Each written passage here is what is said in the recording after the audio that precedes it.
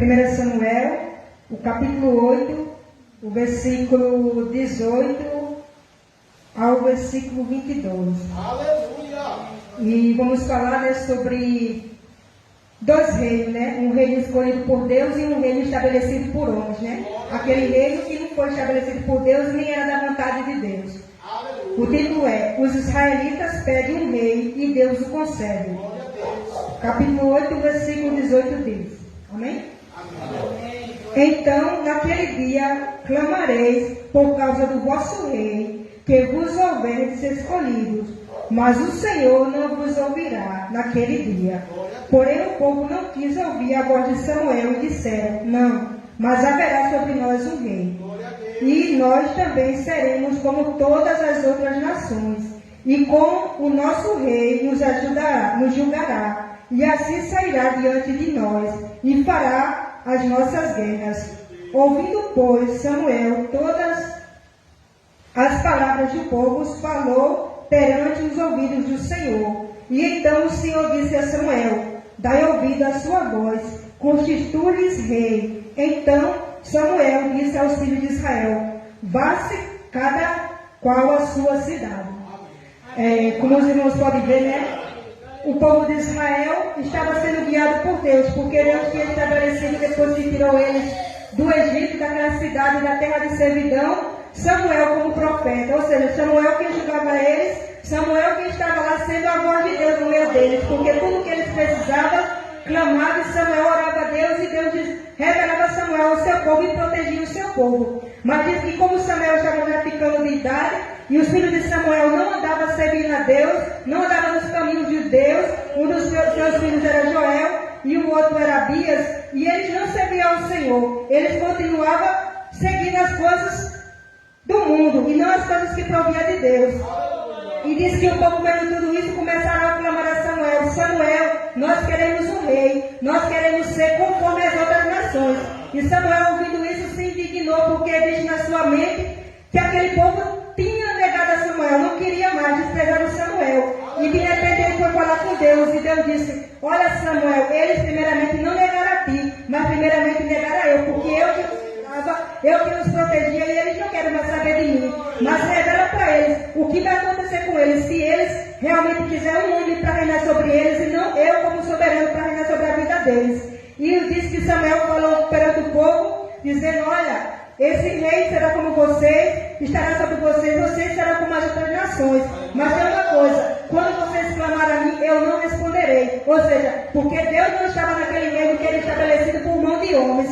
E a palavra diz que ele diz: não importa se o Senhor vai nos responder ou não, o que a gente quer ser como as outras nações.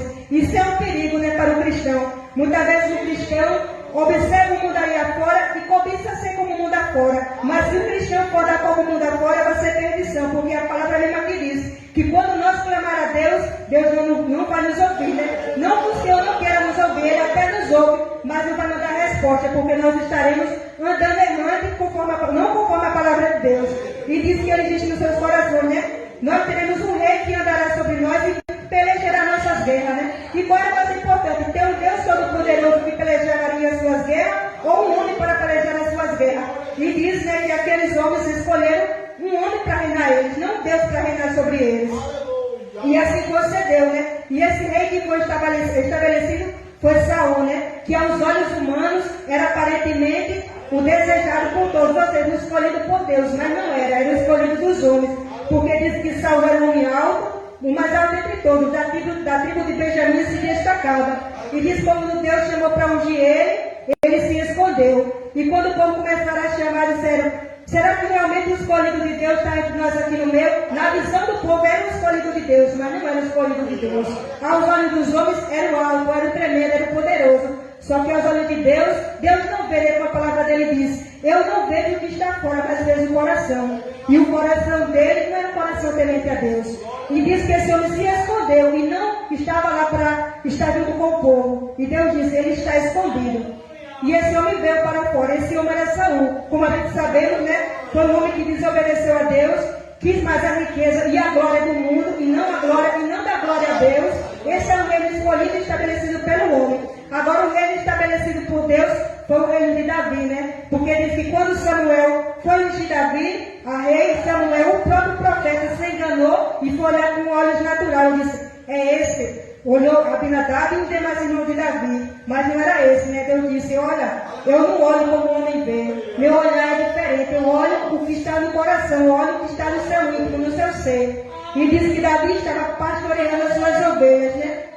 E Deus trouxe ele, dizendo para o profeta, né? Ninguém senta à mesa enquanto o menor não chegar. E disse que foram atrás de Davi, estava ele no campo apacentando os rebanhos, né? E quando chegou, quem sabe o profeta olhou, né, na sua mente, a Bíblia não diz, né? Mas quem sabe o profeta olhou, será que Deus está errado? Será que esse homem, por que Deus desprezou Saul, que era um homem alto, e esse um menino franzino, pequeno, que aos olhos naturais não perecerá nenhuma guerra, né? Mas a Bíblia diz que realmente era Davi. Não que Davi fosse perfeito, né? Mas ele era temente a Deus. Ele pecou, mas se arrependeu. Pediu perdão a Deus com todo o coração e Deus o perdoou, né? E assim somos nós também, né? Vemos aqui a comparação de dois reis. Saul, um rei escolhido pelo homem, e Davi, um rei escolhido por Deus, que a Bíblia diz que era conforme o coração de Deus, né? O homem segundo o coração de Deus. O que os homens olhavam e o desprezava, né? Mas Deus olhava com um amor, né? E muitas vezes nós estamos também, né? O menor da casa do Senhor, e o Senhor o amando em seu servo de uma tal maneira que é inexplicável, né? Porque Deus olha de uma forma extraordinária para as nossas vidas, né? Então, o que nós devemos ser? O menor, né? Aquele que Deus olha e que Deus vê que é adorador, né? Aquele que Deus está procurando, né? E aqui fala sobre esses dois reis, né? Que Deus abençoe grandemente a sua igreja, em nome de Jesus Cristo.